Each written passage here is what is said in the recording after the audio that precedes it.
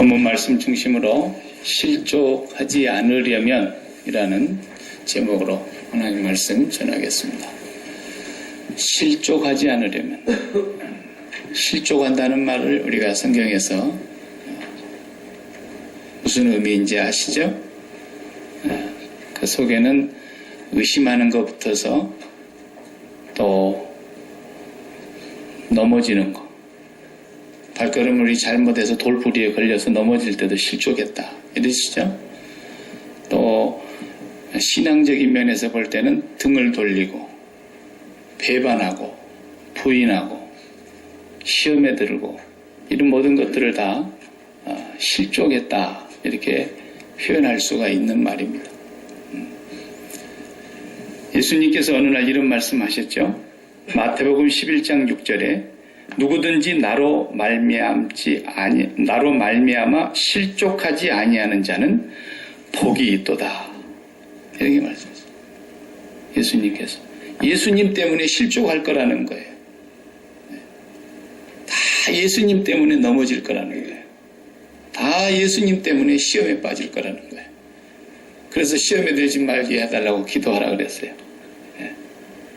엘리야는 구약에 우리가 모세가 율법의 대표자고 엘리야가 모든 선지자의 대표자로서 예수 그리스도를 따라가는 사람들 아닙니까? 예수 그리스도를 멀리서 바라보고 가는 사람들이래요.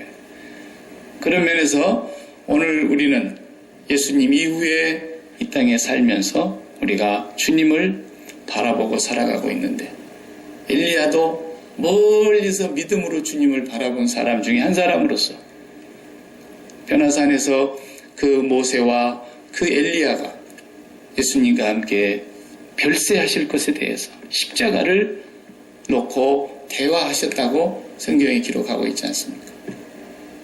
우리도 엘리야를 통해서 우리의 자화상을 보는 거예요. 아, 주님을 따라가는 길이 저렇구나.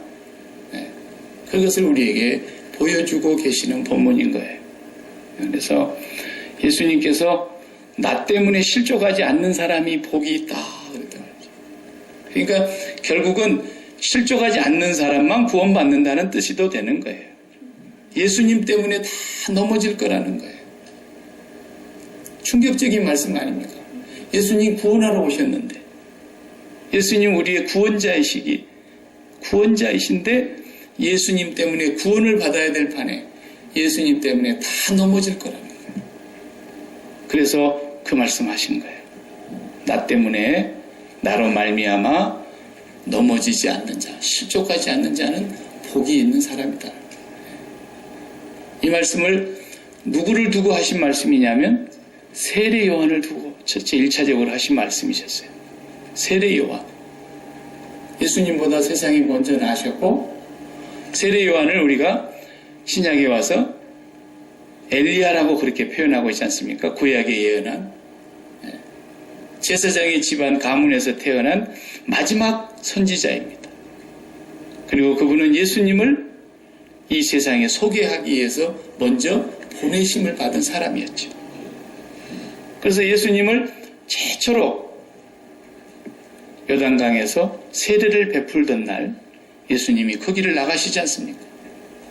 그러니까 내가 당신에게 세례 받아야 되는데 당신이 나에게 받으러 오다니요. 그러면서 하니까 그러지 말고 이제 하나님의 의를 이루기 위해서 세례를 베풀라는 거예요. 그리고 세례를 받고 물 위에서 올라오실 때 하늘이 열렸다 그랬죠. 그리고 하늘로부터 음성이 들렸다 그랬죠. 성령이 비둘기같이 그 위에 강림하시는 것을 다른 사람은 못 봤어도 세례 요한은 봤어요. 그렇기 때문에 세례 요한이 예수님을 향해서 뭐라고 소개합니까? 보라! 세상의 죄를 지고 가는 하나님의 어린 양이다. 이러겠어요. 그리고 어느 날은 많은 사람들이 세례 요한에게로 몰려오지 않고 이제는 예수님에게 세례를 받으러 몰려가니까 세례 요한의 제자들이 질투가 나가지고 선생님, 요단강에서 당신한테 세례를 받았던 선생님께 세례 받았던 그 사람한테로 사람들이 다 몰려갑니다. 그러니까 세례 요한이 뭐라 했어요? 그는 흥하여야 하겠고 나는 망하여야 하리라. 나는 물로 세례를 주거니와 내 뒤에 오시는 이 그분은 불로 세례를 주실 분이다. 나는 그의 신들매도 들기도 감당치 못하고 풀기도 감당치 못하고. 예. 그렇게 소개했잖아요. 그 세례 요한이 실족을 하다니. 다른 사람은 안 넘어져도 세례 요한은 안 넘어져야 되는 거예요. 그렇잖아요. 하늘 문이 열리며 비둘기 같은 성령의 강림하심과 이는 내 사랑하는 아들이요 내 기뻐하는 자라. 하늘로부터 우리 같은 소리를 들었고 자기가 백성들 앞에 그렇게 소개하면서 이 세례 요한이 예수님의 길을 예비하라고 먼저 보냄을 받은 사람이잖아요. 이 사람이 당대에 자기 지역을 다스리는 헤롯 왕이 너무너무 도덕적으로 패역한 짓을 하니까 그걸 쳐다보다 못해 참다 못해 헤롯 왕의 그 잘못된 것을 지적했다. 지금으로 말하자면 그냥 저 북한 땅에서 백성 한 사람이 그냥 김정은이 잘못했다고 막 지적해버린 거다 같아요. 살아남을 수가 없죠. 잡아가도. 그래가지고 지금 감옥에 들어가 있는 거예요. 세례 요한이. 감옥에 잡혀 들어가가지고 거기서 이제 하루 기다려, 이틀 기다려, 한 달 지나, 두 달 지나 시간이 흐르고 있는 거예요. 근데 예수님이 신방이라도 한번 와야 되잖아요. 뭐가 그렇게 바쁘시길래 코빼기도 안 보이시나. 그 간간히 세례 요한의 제자들을 통해서 감옥에 들려오는 소리를 들어보니까 이게 뭔가 이게 시원치가 않아. 그 하루는 제자들을 예수님에게 보내지 않습니까? 너희들이 좀 갔다 와야 되겠다. 가서 물어보겠나. 오실 그이가 당신 맞습니까? 이렇게 해서 물어보라는 거예요. 다른 사람은 안 믿어도 세례 요한이 그런 말 하면 안 되죠. 그렇잖아요. 당신이 메시아 맞습니까? 아니면 우리가 다른 사람을 기다려야 되는 겁니까? 이렇게 물어보고 오라는 말을 들을 때 주님이 얼마나 마음이 안타까우셨겠어요. 주님이 대답을 하시죠. 주님 뭐라고 대답하시냐면은 이렇게 말씀하셨어요. 맹인이 보며 못 걷는 사람이 걸으며 나병 환자가 깨끗함을 받으며 못 듣는 자가 들으며 죽은 자가 살아나며 가난한 자에게 복음이 전파된다고 전해라. 이러고 마시는 거예요. 세례 요한이 듣고 싶은 답이 아니야. 그렇게 능력이 있으면 맹인이 보게 되고 죽은 자가 살아나고 이런 그 크신 능력을 가지고 군중들이 지금 모여들기 시작하는데 그 군중들의 힘을 조직화하고 파워를 형성해서 저 썩어빠진 종교 기득권자들, 바리새인들, 독사의 자식들을 다 척결하고 저 여우 같은 헤롯 왕의 잘못된 정치와 태폐적인 그런 폐역한 삶을 다 씻어내고 저 식민지의 종주국인 로마까지도 그냥 싹 다 처분해서 이 나라가 정말 정의가 강물같이 흐르고 공의가 물같이 흐르는 그런 세상을 만들어야 되겠다고 꿈을 꾸고 있는데 뭐 대답이 시원치 않는 거예요. 그 예수님이 세례 요한의 제자들이 돌아간 뒤에 그 앞에 모여있는 군중들을 보고 하시는 말씀이 있었잖아요. 야, 너희들 뭘 보려고 광야에 나갔냐? 그때 광야에서 깡마른 한 젊은이가 약대 털옷을 입고 지팡이를 손에 들고 야성스럽게 생겨있는 그 사람이 광야에서 꿀이나 이렇게 먹으면서 소리를 지르는데 독사의 자식들아, 누가 너희들을 아브라함의 자손이라 그러더냐? 아브라함의 자손이라고 누가 너희들에게 임박한 진노와 환난이 피해간다 그러더냐? 회개하지 아니하면 도끼가 이미 나무 뿌리에 놓였으니 다 찍어서 불에 던져버린다 그랬다. 회개하라, 천국이 가까웠다, 막 이렇게 외쳤던 사람. 그 광야로 사람들이 막 몰려갔어요. 메시아가 온 줄 알고. 그 예수님이 물어보는 거야. 너희들 그때 광야에 뭘 보러 갔니? 바람에 흔들리는 갈대를 보러 갔니? 세례 요한이 지금 흔들리는 거야. 바람에 흔들리고 있는 거야. 화려한 옷을 입은 사람을 보러 광야로 갔던 거야? 그런 사람들은 궁중에 가야 있는데 세례 요한의 마음에 화려한 옷을 입은 사람들을 생각했던 거예요. 잠깐 그냥 헷가닥 한 거란 말이에요. 그 예수님이 대놓고 그런 거예요. 나 때문에 실족하지 않는 사람이 복이 있다. 예수를 믿으면서 예수 믿는 사람의 목표와 꿈과 비전이라는 것들이 이 세상에서 자기의 삶을 실현시키고 이상향을 꿈꾸면서 멋진 삶으로 저 고지 꼭대기까지 올라가는 그런 꿈을 꾸는 사람, 예수 믿는 사람 아니다 이거예요. 왜? 그런 사람은 나 때문에 다 넘어질 거다 그 얘기예요. 그런 사람은 나 때문에 다 실족할 건데 어떡하니?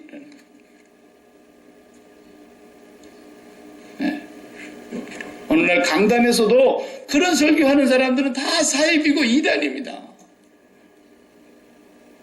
그런 사람들에게 주님 따라가라고 한다면 절대 따를 수도 없거니와 주님 만나 주시지도 않습니다. 그러게 주님께서 나 때문에 실족하지 않는 사람들 복이 있다 이렇게 말씀하신 거예요. 주님이 오병이어의 기적을 일으키셨던 걸 우리가 잘 알죠. 오병이어. 이야, 그랬더니 금방 사람들이 뭐에 어떻게 했어요? 임금사물 했다 그랬잖아요. 임금사물. 그러니까 주님이 그 사람들을 막 내쫓지 않습니까? 전부 집으로 돌려보내고 제자들은 그냥 발이 지금 구름에 떠다니는지 어떠는지 모를 정도로 지금 흥분의 도가니에 빠져 있는데 군중들이 막 먼저 들고 일어나니까 이제 때가 왔나 보다. 제자들을 빼내서 배 타고 저 바다 건너편으로 가 있어. 그렇게 하고는 주님은 군중들을 집으로 돌려보내는데 군중들이 그 다음날 모이라 하자면서 또 왔다 그래 또 왔다. 제자들만 배 타고 간 걸 봤기 때문에 이쪽에 예수님이 계신 줄 알고 그 장소에 와보니까 예수님 안 보여. 다 찾다 안 보여서 다시 저쪽으로 건너가 봤더니 주님 거기 와 계시네. 아니 주님 어제 배도 안 타고 가셨는데 언제 여기 와 있었습니까? 그러니까 너희들 또 떡 먹고 배불러서 나 찾아왔구나. 제발 썩을 양식을 위해서 일하지 말고 썩지 아니할 양식을 해라. 우리가 어떻게 해야 하나님의 일을 하는 건데요? 그러니까 하나님의 보내신 자 그를 믿는 것이 하나님의 일이니라 그랬잖아요. 하나님의 일은 하나뿐이에요. 예수 믿는 거예요. 그런데 예수가 누군지를 잘못 알고 따르고 잘못 믿으면 다 예수 때문에 실족하고 예수 때문에 시험 들고 예수 때문에 유혹에 걸려 넘어져 버릴 거라는 거예요. 그렇지 않는 사람이 복이 있다 이렇게 말씀하시잖아요. 신약의 엘리야라고 할 수 있는 세례 요한이 이렇게 잠깐 넘어진 거예요. 구약으로 다시 돌아와서 오늘 우리 구약의 엘리야가 실족한 겁니다. 쉽게 말하면 어제까지 무슨 일이 일어났습니까? 하늘에서 불이 내려왔단 말이에요. 모세가 시내산에서 계명을 받을 때 하나님께서 불 가운데 강림하셨다는 얘기 이후에 이런 일은 처음 있는 일이에요. 하늘에서 불이 내려와 제단을 태우고 거기에서 바알 선지자들을 거짓 선지자라고 하는 것이 여실하게 증명이 돼서 백성들의 그 군중의 힘까지 다 동원해가지고 450명을 기원 시내가에 데리고 가서 다 목을 쳤어요. 그리고 하늘로부터 장대비가 내렸습니다.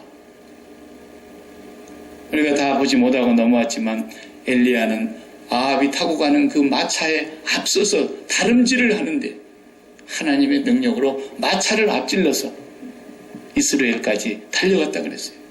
거의 마라톤 거리의 절반 거리인데 그 먼 거리를 단숨에 그냥 달려서 갔습니다.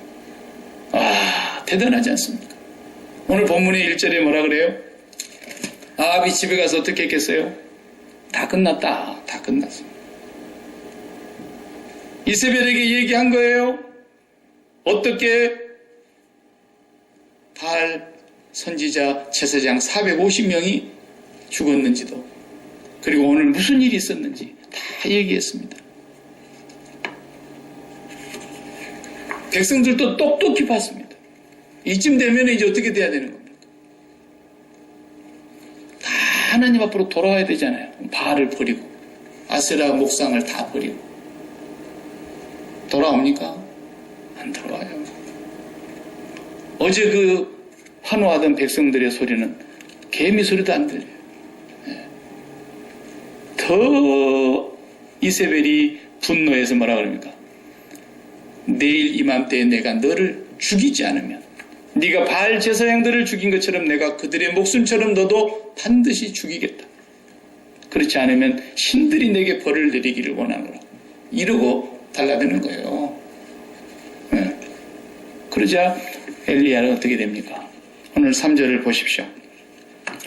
그가 이 형편을 보고 일어나 자기 생명을 위해 도망하여 유다에 속한 브엘세바에 이르러 자기의 사환을 그곳에 머물게 하고 4절 자기 자신은 광야로 들어가 하룻길쯤 가서 한 로뎀나무 아래 앉아서 자기가 죽기를 원하여 이르되 여호와여 넉넉하오니 지금 내 생명을 거두시옵소서 나는 내 조상들보다 낫지 못하니이다.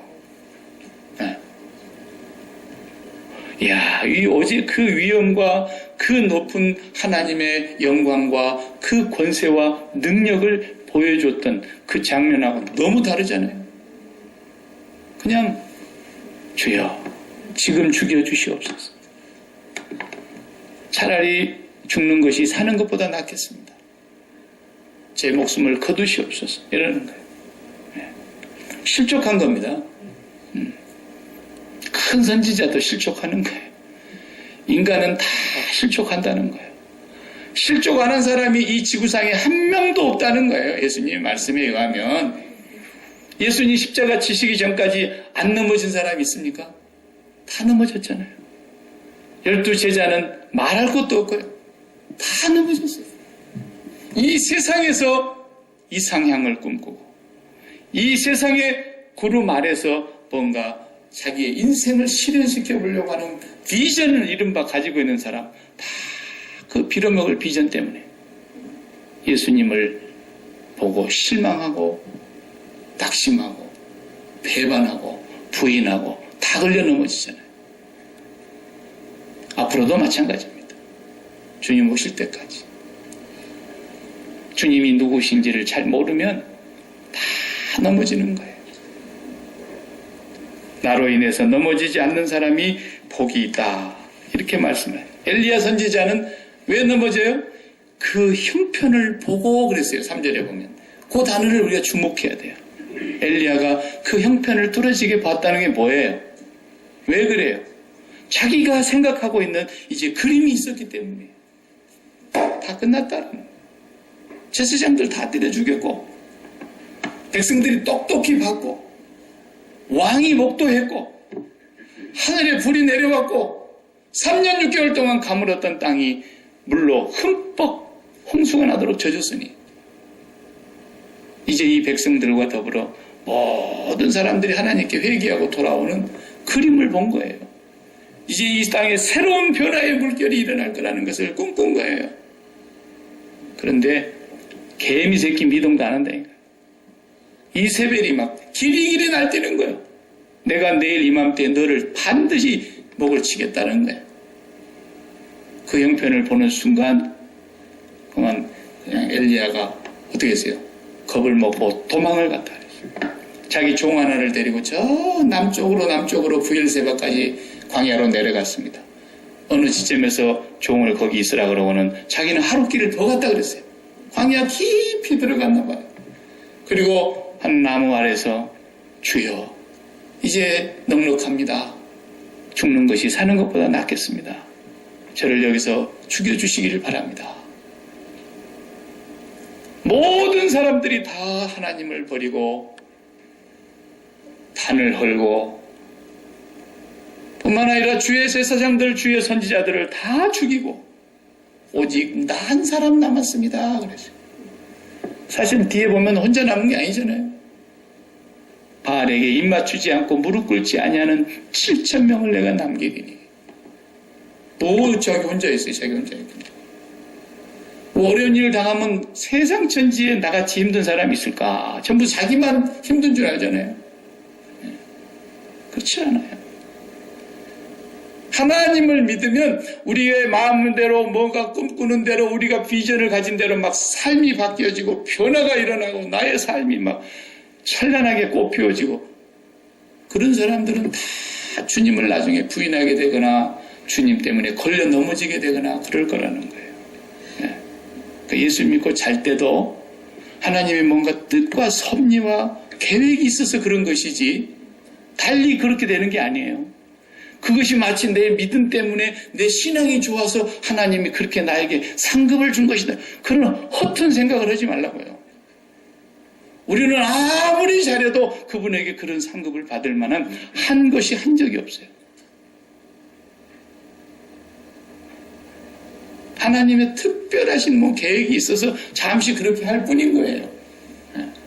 그렇기 때문에 예수 믿고 복 받았다고 와서 간증하고 예수 믿고 막 11조를 더 많이 하게 하나님께서 쌓을 곳이 없다고 복을 주셨다 그러고 그런 간증들은 하들 말아요. 듣지도 말고.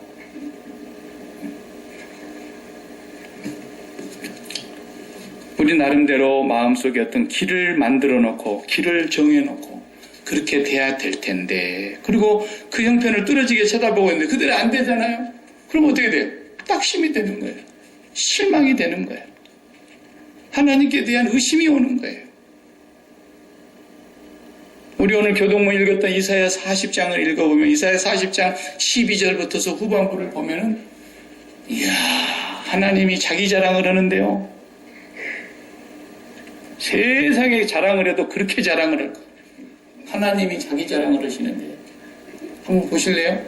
얼마나 자랑을 많이 하시죠. 교동문에서 우리가 다 못 봤지만 하나님 자기 자랑을 한번 들어주십시다.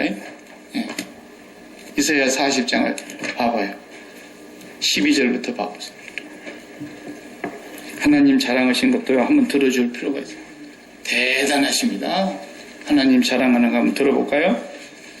전지전능하시고 천지를 창조하시고 그런 분인데 자 직접 들어봅시다. 누가 손바닥으로 바닷물을 헤아렸으며 뼘으로 하늘을 쟀으며 땅에 티끌을 대에 담아보았으며 접시 저울로 산들을 막대 저울로 언덕들을 달아보았으랴.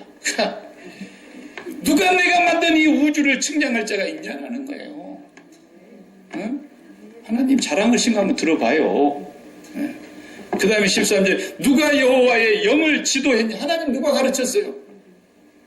그의 보시기에 누가 모사가 되어 그를 가르쳤냐 이거예요.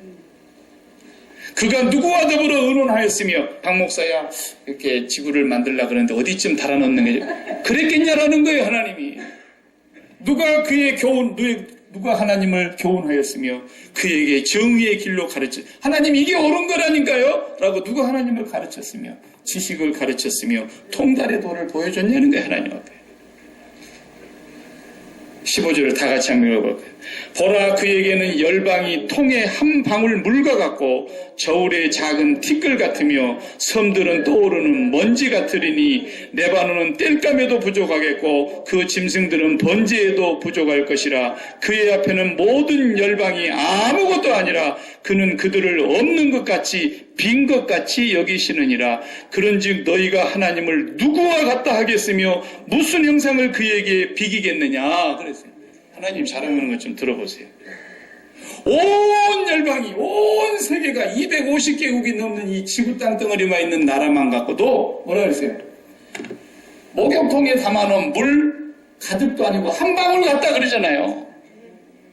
온 열방이 여호와 하나님의 저울에 올려놓으면 티끌 같다는 거예요. 그렇게 하나님이 크시다라고 자기 자랑하시잖아요. 자랑하면 뭐해? 온 우주를 다 만드신 그 크신 하나님이라고 자랑하면 뭐하냐고.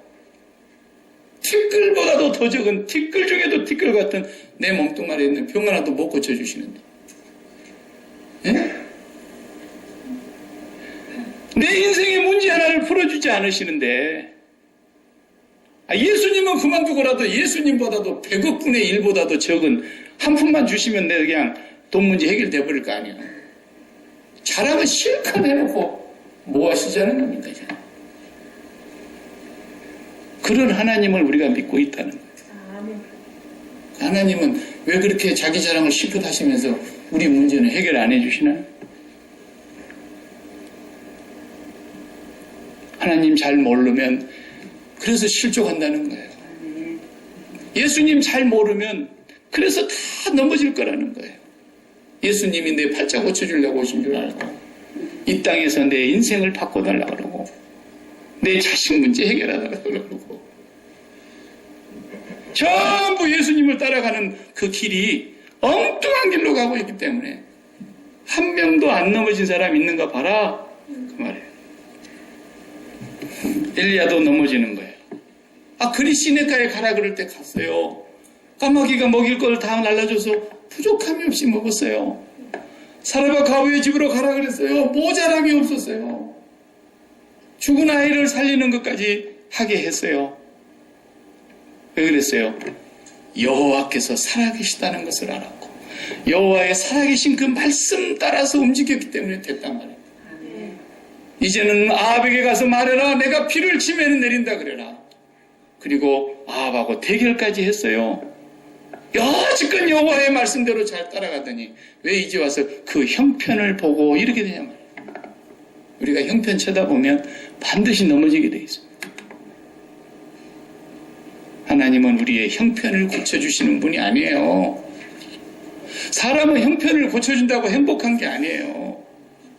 이스라엘 백성 보세요.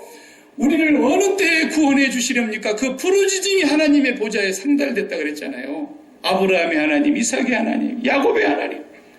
그러자 그 부르짖음이 하늘에 상달됨으로 하나님께서 모세를 보내어 끄집어내줬어요. 환경이 하루아침에 바뀐 거예요. 평생 노예로 종으로 살다가 죽을 그들이 자유인이 되었어요. 홍해바다를 건널 때 그들은 목이 쉬도록 찬양하고 애굽의 군대가 다 수장될 때에 밤이 맞도록 그들은 노래를 불렀어요. 너무 좋아서. 왜? 이제는 형편이 확 폈거든. 근데 광야에 들어서자마자 물 내놔 물. 응? 우리를 죽일 작정이냐고 이러잖아요. 그래서 물 먹여놨어요. 먹을 거 내놔 먹을 거. 그래서 또 만나를 내려놨어요. 우와 이렇게 좋은 웬 떡이냐 그러면서 하루만 갖다 먹으라 해도 거기서 또 말 안 듣는 두 사람은 꼭 집에 또 갖다 이틀분 쌓아놓고 이런 짓거리까지 하면서 많이 먹겠다고 그래놓고 이걸 밥이라고 주십니까 또 그러잖아요. 고기 내놔 고기. 고기를 이가에 씹히도록 먹었어요. 그리고 났더니 파하고 마늘하고 부추는 왜 안 내놓는 거야 그랬잖아요. 민수기 가서 보니까 그렇게 나오지 않습니까? 인간은 그 형편을 아무리 바꿔줘도 땅덩어리보다도 더 두꺼운 인간의 욕심과 탐욕과 정욕 때문에 만족이 없는 거예요. 우리는 안 그럴까요? 우리 가서 얼음 깨고 여름에 흐르는 냇물에서 빨래한 사람 있습니까? 산에 가서 나무에다가 그냥 연기 쐬면서 밥에 가지고 밥에 먹는 사람, 불 지펴서 밥에 먹는 사람 있습니까? 목욕하려고 뜨거운 물 대가지고 그냥 다란이에다 대놓고 그냥 목욕하는 사람 있습니까? 우리가 소 달구지 타고 다니면서 비즈니스 삽니까? 우리의 삶이 지금 동네 이장이 전화기 하나 놔두고 온 동네 사람들 이씨 아저씨 전화 왔어요. 그러면 막 산중턱에서 전화 받으러 달려내려고 우리가 그렇게 살았잖아요. 지금 돼야 해봐요. 전 세계를 우리 손안에 놓고 살잖아요. 환경이 바뀌면 행복할 것 같아요? 과학 문명이 밝히고 우리의 형편이 나아지면 우리가 기쁘고 감사하고 행복할 것 같아요? 하나님께서는 이집트에 차라리 그대로 놔두지 세계 4대 문명의 발상지 중에 하나입니다. 그 중에서 최고 발달한 데가 이집트 문명 아닙니까? 지금도 이집트 문명 그 수천 년 된 데를 관광 가지 않습니까? 거기다 놔두고 우리 잘 먹고 잘 살게 해주실 분인데 왜 거기서 끄집어내서 아무것도 없는 광야로 끌고 나옵니까? 이게 다 그림이란 말이에요. 하나님이 보여주시고자 하시는 메시지예요. 표적이에요. 사인인 거예요. 이 땅은 광야라는 겁니다. 이 땅은 천국이 아니에요. 이 땅은 광야예요. 이 땅은 지옥이에요. 살기 좋아지니까 사람이 괜찮은 줄 알지만 이 땅은 지옥입니다. 하나님께서 우리를 이 땅에서 출세상하라고 하시는 겁니다. 그리고 우리를 광야로 끄집어내시는 거예요. 이 광야에서 하나님만 있으면 우리는 행복하다는 것을 내공을 키우라는 겁니다.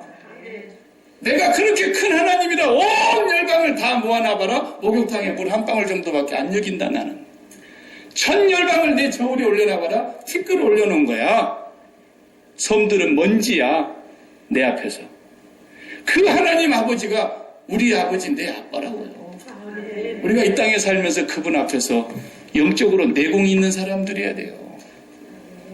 그래서 무화과 나무에 열매가 없어도, 포도나무에 소출이 없어도, 우리의 양떼가 없어도, 밭에 식물이 없어도, 외양간에 소가 없을지라도. 사도 바울이 그렇게 산 거예요. 아무것도 없어도 자족했고, 풍성해도 거기에 마음이 빼앗기지 않았고, 병들어서 고쳐달라고 아무리 해도 안 고쳐줘도 기쁨은 빼앗기지 않았고, 매를 맞고 감옥에 쳐넣어놔도 그 속에서 찬송과 기도가 멈추질 않아. 복음을 전한다고 나섰는데 복음을 전하기는 그냥 감옥에다 쳐넣어놨는데 복음의 도리어 진보가 되는 줄을 내가 아노라. 왕 앞에 가서도 큰 사람을 크게 보지 않았어요. 무례하게 행동하지는 않았어도 왕 앞에서는 내가 묶인 것 빼놓고는 당신이 나와 같기를 바랍니다. 사도들도 마찬가지입니다. 내가 하나님 앞에서 여러분들 말 듣는 것이 맞는지 하나님 말씀 듣는 것이 누가 옳은가 한번 판단해봐라.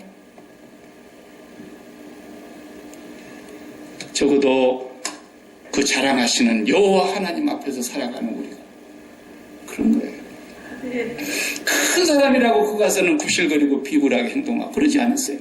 우리 주님 빌라도 앞에서도 당당했어요. 내 나라는 이 세상에 속한 게 아니야. 내 아버지가 너에게 그런 권세를 주지 않았다면 너는 나를 아무것도 할 수 없어. 상담하신 거예요. 그렇다고 해서 저 UGM에 살아가고 있는 매달 우리가 가서 봉사하고 섬기는 그렇게 사랑구실도 못하고 살면서 마약에 찌들려 살면서 게을러 빠져갖고 살면서 그렇게 살아가는 죄인, 세리, 마태, 창녀 같은 사람들에게도 우리 주님은 함부로 행하지 않으셨어요. 그들은 내 친구라고 그들과 함께 먹어냈어요. 정말 내공이 깊으신 분이세요. 우리가 그렇게 살아야 됩니다. 하나님의 사람들이라면. 네. 잘못하면 우리가 예수 믿고 우리 무슨 팔자 바뀌어가지고 괜찮은 사람인 줄로 우리가 생각하면 큰 착각이에요. 우리는 구더기요 벌레라고 그랬어요. 우리는 소망이 없는 자들이었어요. 우리는 사망의 몸이었어요. 우리는 죽은 자였어요. 죄인 중에도 개수였어요. 지극히 작은 자 중에도 가장 작은 자였어요. 만삭되지 못하여 난 자와 같은 자들이었어요. 우리는 먼지요 티끌이었어요. 흙에서 왔다 흙으로 돌아갈 자들이었어요. 그런 우리를 하나님의 은혜로 살리신 것은 이 광야에서 살면서 하나님의 은혜가 아니면 도저히 살 수 없다는 걸 철저하게 훈련하면서 그 하나님의 은혜 하나만으로 충분합니다. 그것을 40년 동안 우리 조상들이 훈련받은 것처럼 우리도 이 광야에 살고 있으면서 절대로 바벨론의 포로로 끌려가지 않기를 바라는 그런 성도가 되어야 되는 거예요. 이스라엘은 바벨론으로 다시 포로로 끌려가야 했던 거예요. 하나님을 오해해서.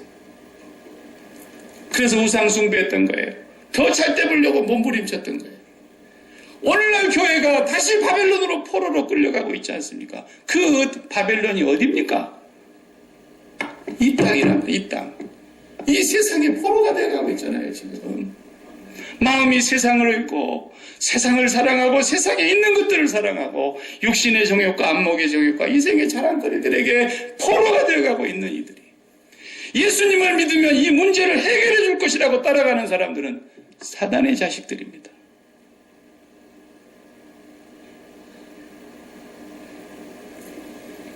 주님은 그 형편을 바꿔주려고 오신 것이 아닙니다. 그분이 십자가에 죽으신 것은 바로 이 바벨론 포로, 이 땅의 포로가 되어 있는 우리를 이곳에서 다시 출애굽하고 다시 출세상시키기 위해서 그리고 그 하나님 한 분만으로 내공을 키우면서 살아가게 하시려고 오신다는 거예요. 쓸데없는 것에 우리의 마음을 빼앗기면 반드시 실족하게 되어 있습니다. 엘리야도 실족할 뻔했는데 자상하신 하나님이 천사를 보내서 어루만지고 먹을 것을 주고 물을 마시오게 해서 기력을 다시 회복시켜서 다시 그의 사명을 깨닫게 해주셔서 보내시지 않습니까? 그 장면 우리가 다음 주에 다시 한번 더 보겠습니다.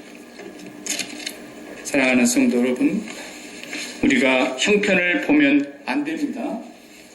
우리 형편을 보면 넘어지게 되어 있습니다.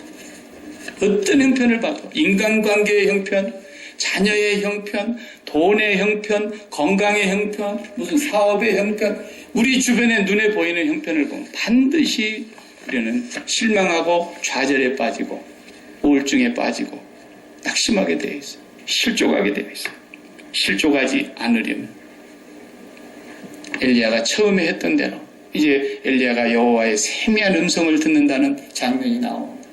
거기서 그는 다시 회복이 되고 다시 하나님께서 사명을 주시면서 보내는 장면. 우리는 여호와를 앙망하는 그 길, 여호와의 말씀을 듣는 그 길, 그거밖에 없어요.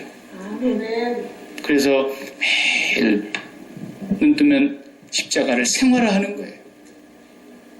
나는 이 땅에 대하여 죽은 사람입니다. 나는 그리스도와 함께 땅에 대해서 죽었고 세상에 대해서 죽었고 나는 그리스도와 함께 연합하여 출세상한 사람입니다. 우리가 이 땅에서 그 하나님의 위엄과 그 영광을 반사하면서 하나님의 영광을 드러내면서 살아나야 될 사람들인 것입니다. 기도하십시다. 하나님 감사합니다. 나로 인하여 실족하지 않는 자는 복이 있다고 주께서 말씀하셨습니다. 우리가 엘리야와 같은 위대한 큰 선지자도 실족하는 것을 보니 이 땅에 실족하지 아니한 자가 없고 다 넘어질 수밖에 없는 연약한 인생임을 주님 앞에 고백합니다. 불쌍히 여겨주시고 날마다 우리가 예수 그리스도를 똑바로 바라보게 하여 주셔서 진리가 내 안에 살아 역사하게 하여 주옵시고 성령의 능력이 우리와 늘 함께하여 주셔서 예수 그리스도를 바로 알고 믿고 따라가는 저희들 되게 해주시옵시고 예수 그리스도가 내 안에 참 생명이 되게 해주셔서 주님으로 인하여 세상에 하나님의 살아계심과 그 능력을 반사하는 저희들 되게 하여 주시옵소서. 예수님 이름으로 기도합니다. 아멘.